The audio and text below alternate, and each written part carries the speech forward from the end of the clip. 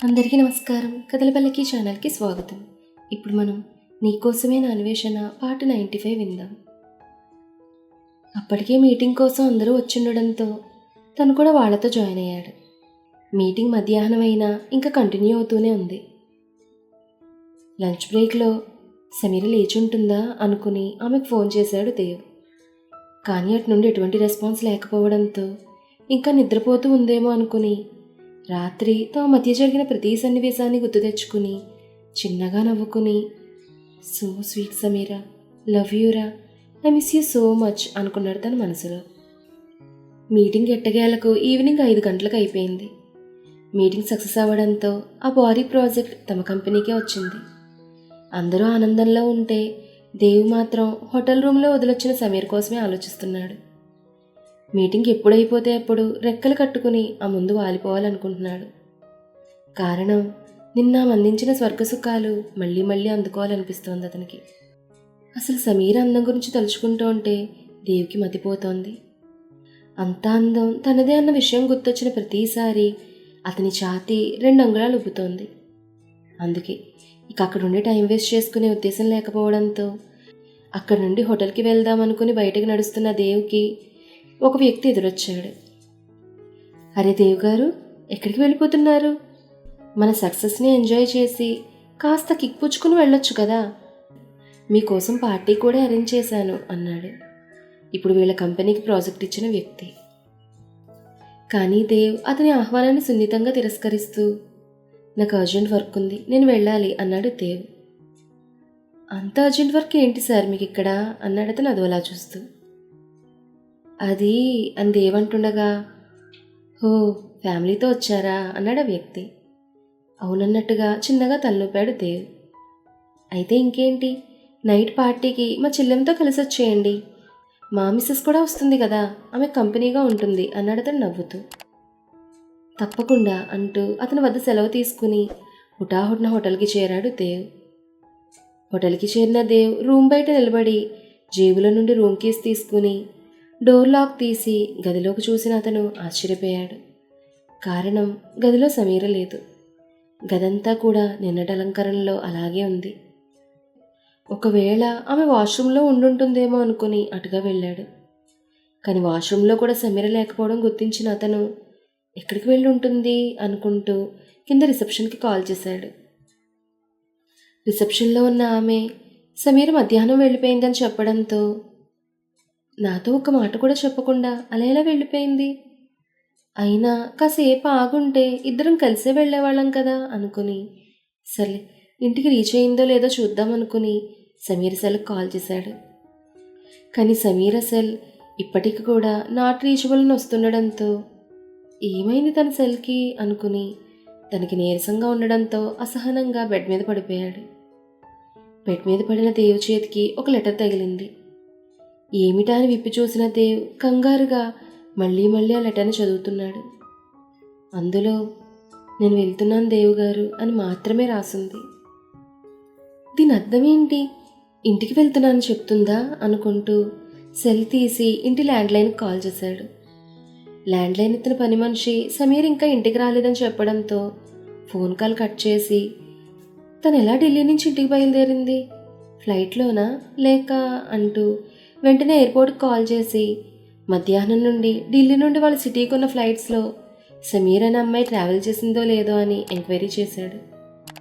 Sameer flight ఎక్కలేదని తెలిసి, ఇప్పుడు ఎలా, తను అసలు ఎలా ఇంత దూరం వచ్చింది, ఎలా ఇంటికి వెళ్ళింది అనుకుంటూ, ముందు నేను ఇంటికి వెళ్తే అన్నీ తెలుస్తాయి అనుకుని నెక్స్ట్ ఫ్లైట్కి ఇంటి టికెట్ బుక్ చేసుకున్నాడు దేవ్.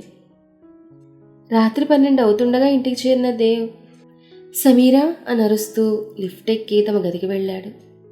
దేవ్ గదిలోకి వెళ్ళేసరికి బెడ్ మీద ఆదమర్చి నిద్రపోతున్నారు సమీరా ఇంకా బన్నీలు. వాళ్ళని చూస్తూనే రిలాక్స్ అయిన దేవ్ ఒక్కసారిగా అలర్ట్ అయి, నో అని గట్టిగా అరిచాడు. కారణం, సమీర తల దగ్గర ఒక పెద్ద నాగుపాము పడగ విప్పి సమీర్ వైపే చూస్తోంది. ఏ క్షణానైనా ఆ నాగుపాము సమీరను కాటు వేసేలా ఉంది. దేవ్ కంగారుగా గుటకలు మింగుతూ ఆ పాము వైపు సమీర్ వైపు మార్చి మార్చి చూస్తున్నాడు. అంతలో ఆ పాము సమీర్ నుదుటి మీద కాటు వేసింది. సమీర 2 నిమిషాల్లో అటు ఇటు దొర్లుతూ నోట్లో నుండి ఉరకలు కక్కుకుంటూ చనిపోయింది. అంతే, తన కళ్ళ ముందు ఫ్రాక్షన్ ఆఫ్ సెకండ్స్లో జరిగిన పరిణామానికి షాక్ అవుతూ, లేదు, అలా జరగడానికి వీల్లేదు అంటూ పెద్ద పెద్దగా అరుస్తున్నాడు దేవ్. అంతలో సార్ సార్ అని పక్కన కూర్చున్న వారు ఎవరో పిలుస్తుండేసరికి కళ్ళు విప్పి పక్కకు చూశాడు దేవ్. దేవ్ పక్కన కూర్చున్న ప్యాసింజర్, సార్ ఏమైంది, ఎందుకలా అరుస్తున్నారు అన్నాడు కంగారుగా. అతని మాటలకు చుట్టూ ఒకసారి చూసి తను ఇంకా ఫ్లైట్లోనే ఉన్నాడని గమనించి ఇప్పటి వరకు తను చూసింది కళని అర్థం చేసుకుని సీట్లో సరిగ్గా కూర్చుని, ఏం లేదు, ఏదో చిన్న పీడకల అంతే అన్నాడు దేవ్. అవునా అని ఆ ప్యాసింజర్ మళ్ళీ తన సీట్లో సరిగ్గా కూర్చున్నాడు. కాసేపటికి ఫ్లైట్ ల్యాండ్ అయింది. ఉరుగులు పరుగుల మీద ఫ్లైట్ దిగిన దేవ్ ఎయిర్పోర్ట్ నుండి బయటకు వచ్చి కార్ ట్యాక్సీ మాట్లాడుకుని ఇంటికి బయలుదేరాడు. తన కల నిజం కాకూడదు, సమీరకి ఏం అవ్వకూడదు, తనకి ఏమైనా జరిగితే తను బన్నీ బ్రతకలేరని అనుకుంటూ ఇంటికి చేరాడు దేవ్. దేవ్ ఇంట్లోకి అడుగు పెట్టేసరికి సరిగ్గా వాచ్ 12 గంటలు కొట్టింది. దాన్ని చూస్తూనే దేవ్ గుండె వేగంగా కొట్టుకుంటోంది. గుండె సడిని అదుపు చేసుకుంటూ లిఫ్ట్ ఎక్కి తన రూమ్కి వెళ్ళాడు దేవ్. మూసి ఉన్న గది తలుపులు తెరిచి లోపలికి చూస్తూనే షాక్ కొట్టినట్టు అయిపోయాడు దేవ్. మంచినీళ్ళ కోసం కిందకొచ్చిన మధు దేవ్ కంగారుగా ఇంట్లోకి రావడం, లిఫ్ట్ ఎక్కడం చూసి, ఏం జరిగింది, బావగారు ఇంత రాత్రిపూట ఒంటరిగా వచ్చారేంటి, అక్కా బన్నీ ఏరి అనుకుంటూ వచ్చిన పని మర్చిపోయి దేవ్ వెనక్కి వెళ్ళింది. గది డోర్ దగ్గర నిలబడి ఖాళీగా ఉన్న గదిని చూస్తున్న దేవ్ బావగారు అన్న పిలుపుకి వెనక్కి తిరిగి చూశాడు. మధు తన వెనకే నిలబడి ఉండడం చూసిన దేవ్, సమీర్ ఇంక ఇంటికి రాలేదా అన్నాడు కంగారుగా. అక్కింటికి రావడం ఏంటి, తను మీ దగ్గర కదా వచ్చింది అంది మధు అయోమయంగా చూస్తూ. అవును, నిన్న రాత్రి తను ఢిల్లీ వచ్చిన మాట నిజమే, కానీ ఈరోజు మధ్యాహ్నం ఢిల్లీ నుండి బయలుదేరింది. వాట్, అక్కడ ఢిల్లీ నుండి బయలుదేరిందా, మరి ఇంకా ఇంటికి రాలేదు? అయినా మీ తమ్ముడు అక్కకి బన్నీకి ఫ్లైట్ టికెట్స్ ఒక సైడ్ మాత్రమే బుక్ చేశారు, రెండో సైడ్ చేస్తానంటే మీతో వస్తామని చెప్పిందంట అంది మధు. మధు చెప్పిన మాటలు విన్న దేవ్ ఆశ్చర్యపోతూ, సమీర బన్నీలకు టికెట్స్ బుక్ చేయడం ఏంటి, నా వద్దకొచ్చింది సమీర మాత్రమేగా అన్నాడు దేవ్. అంతే, ఆ మాట వింటూనే మధు కాళ్ళ కింద భూమి కంపించినట్టయింది.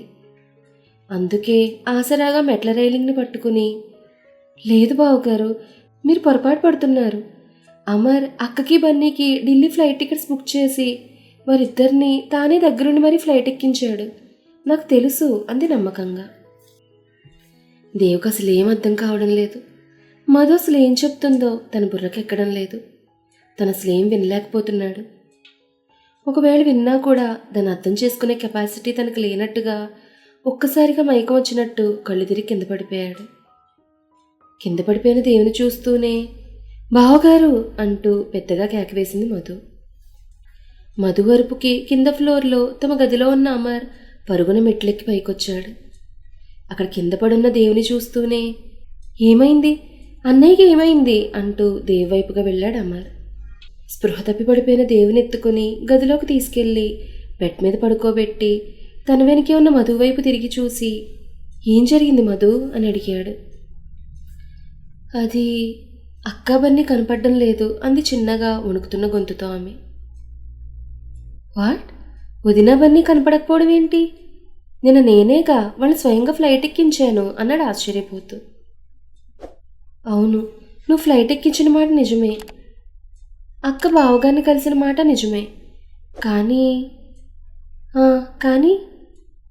బావగారిని కలిశాక అక్క రిటర్న్ అయిపోయిందంట, కానీ ఇంతవరకు ఇంటికి చేరలేదు. ఇంకో విషయం, అక్కొక్కతే బావగారిని మీట్ అయిందంట, నిన్న బన్నీని బావగారు అక్కతో అసలు చూడలేదని చెప్తున్నారు అంది నీళ్ళు నిన్న కళ్ళతో. అదెలా సాధ్యమవుతుంది, ఇద్దరూ ఢిల్లీ వెళ్ళినప్పుడు ఇద్దరూ అన్నయ్యని కలవాలి కదా అన్నాడు మరింత ఆశ్చర్యపోతూ.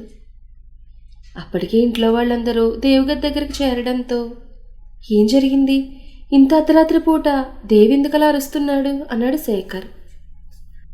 అది డాడ్ అంటూ అమర్ ఏదో చెప్తుండగా ఇంతలో గదంతా కలిగి చూసిన సరోజ, సమీర బన్నీ లేరి, నిన్న దేవు కోసం ఢిల్లీ వెళ్ళారు కదా, మరి వాళ్ళిద్దరూ దేవుతో తిరిగి రాలేదా అంది భయం కంగారు కలగలిసిన స్వరంతో. అది అక్క బన్నీలు మిస్ అయ్యారు అత్తయ్య అంది మధు.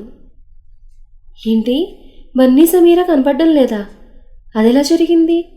నిన్న అమర్ వాళ్ళిద్దరిని ఎయిర్పోర్ట్లో డ్రాప్ చేశాడు కదా అన్నాడు దేవేంద్రవర్మ.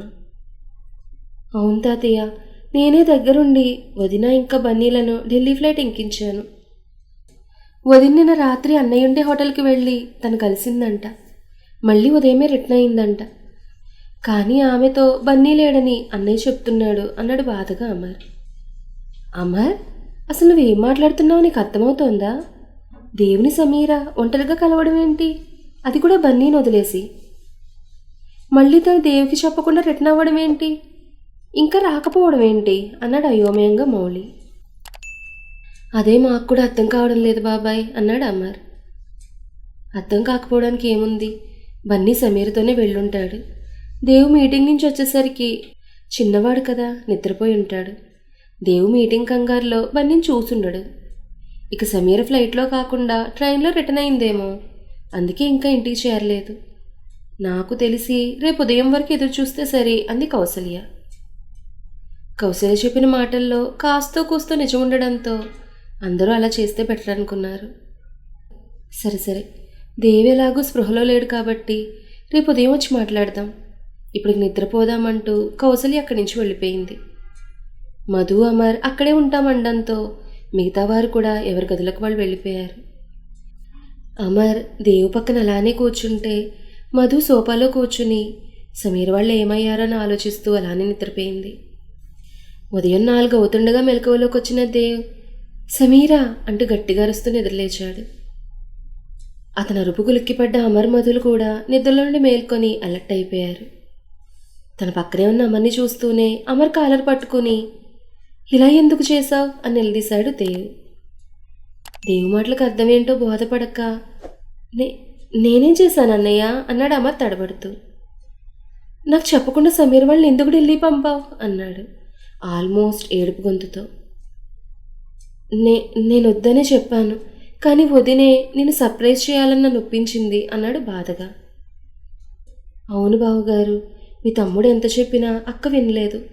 పైగా మీ తమ్ముడు కూడా వస్తానన్నా వద్దని వారించింది అంది మధు నమ్మకంగా పలుకుతూ. ఇద్దరు మాటలు వింటున్న దేవు కళ్ళల్లో నుండి కన్నీరు చెంపలపై జారి అతని షర్ట్ని తడిపేస్తున్నాయి. చేతిలో ఉన్న అమర్ కాలర్ని వదిలిపెడుతూ అతన్ని గట్టిగా హత్తుకుని, ఐమ్ సారీ అమర్ అన్నాడు ఏడుస్తూ. ఇట్స్ ఓకే అన్నయ్య, ముందు వదిన వాళ్ళు ఎక్కడున్నారో మనం కనిపెట్టాలి అన్నాడు అమర్. కౌసల్య అత్తయ్య చెప్పినట్టు అక్క ట్రైన్లో వస్తుందేమో, ముందు మీరు రైల్వే ఎంక్వైరీకి కాల్ చేసి అడగండి అంది మధు. గుడ్ ఐడియా అంటూ సెల్ తీసి ఆ పనిలో పడ్డాడు అమర్. దేవి ఏడుస్తూ, సమీరా ఎక్కడికి వెళ్ళిపోయావు, మళ్ళీ నన్ను వదిలి వెళ్ళాలని నీకు ఎలా అనిపించింది అంటూ శూన్యంలోకి చూస్తున్నాడు. కొద్దిసేపటి తర్వాత దేవు ముందు నిలబడి, వదిన నిన్న ఢిల్లీ నుండి ట్రైన్లో కూడా బయలుదేరలేదంటన్నయ్య అన్నాడు బాధగా అమర్. ఇప్పుడు ఎలా మరి అంది Madhu. I have some ideas అంటూ అక్కడి నుంచి వెళ్ళిపోయాడు అమర్. దేవి ఏం మాట్లాడకుండా శూన్యం వైపు చూస్తూ ఉండిపోయాడు, సీతను అడవులకు పంపిన రాముళ్ళ.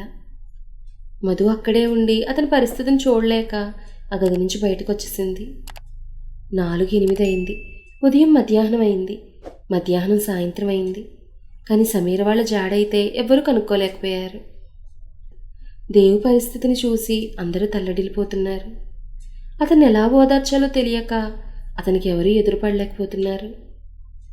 దేవు పరిస్థితికి ఇల్లంతా బాధపడుతూ ఉంటే ఒక్క కౌసల్య మాత్రం కన్నింగా నవ్వుతూ, పడు, ఇంకా బాధపడు, నా అనుకున్న వాళ్ళని నాకు దూరం చేసినప్పుడు నేను కూడా ఇలానే బాధపడ్డాను.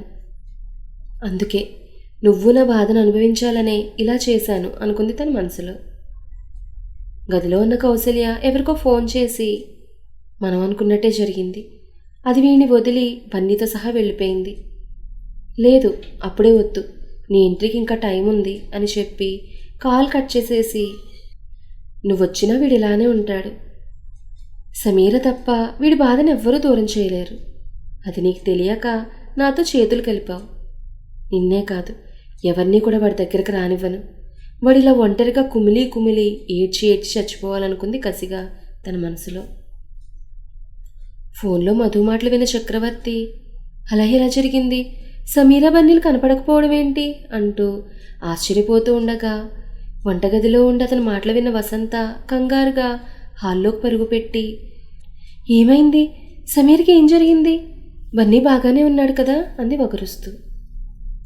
మధుతో ఫోన్ మాట్లాడడం పూర్తి చేసి ఫోన్ కాల్ కట్ చేసి సోఫాలో కూలబడుతూ, సమీరా అంటే ఏడుస్తున్నాడు చక్రవర్తి. ఏడుస్తున్న అతను చూస్తూ భయంగా, ఏమండి, ఏం జరిగిందో కాస్త అర్థమయ్యేలా చెప్పండి, నాకు భయంగా ఉంది అంది చేతులున్న గరిటను కింద పెడుతూ భర్త చేతిని పట్టుకుని. అది అంటూ ఇప్పటి వరకు జరిగిన సంఘటనలన్నీ ఒక్కొక్కటిగా మధు తనకి ఎలా చెప్పిందో అలానే భార్యకి వివరించి చెప్పాడు చక్రవర్తి. అంతే, భర్త మాటలు విన్న వసంత చేసలు ఉడిగిన దానిలా అయిపోయి సమీరా అంటే ఏడుస్తూ కూర్చుంది. అక్కడ అబ్రాడ్లో ఉన్న మహికర్ సాలులకు కూడా సమీర్ విషయం తెలియడంతో మహికర్ని అక్కడే వదిలి తన ఇండియాకి రిటర్న్ అయింది సాలు. బెంగళూరులో ఉన్న మైఖేల్ అంజులకి చక్రవర్తి కాల్ చేసి సమీరా బన్నీల విషయం చెప్పగానే వారు కూడా హుటాహుటిన బయలుదేరారు.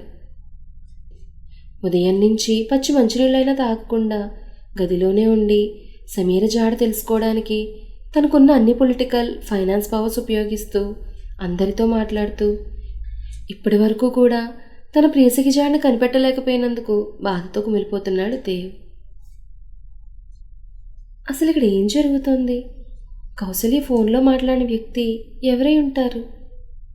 కౌసల్య ఇదంతా చేయించిందని మాత్రం అర్థమవుతోంది. కౌసల్యతో చేయి కలిపిన ఆ పరిచితురాలు ఎవరు? ఈ విషయాలన్నీ కూడా మనం రాబోయే ఎపిసోడ్స్లో తెలుసుకుందాం. ఈ కథ మీకు నచ్చితే లైక్ చేయండి, షేర్ చేయండి, కామెంట్ చేయండి. అలాగే మన కథల పల్లకి ఛానల్ని సబ్స్క్రైబ్ చేసుకుని పక్కనే ఉన్న బెల్ ఐకాన్ని క్లిక్ చేయడం మాత్రం మర్చిపోకండి. ధన్యవాదాలు.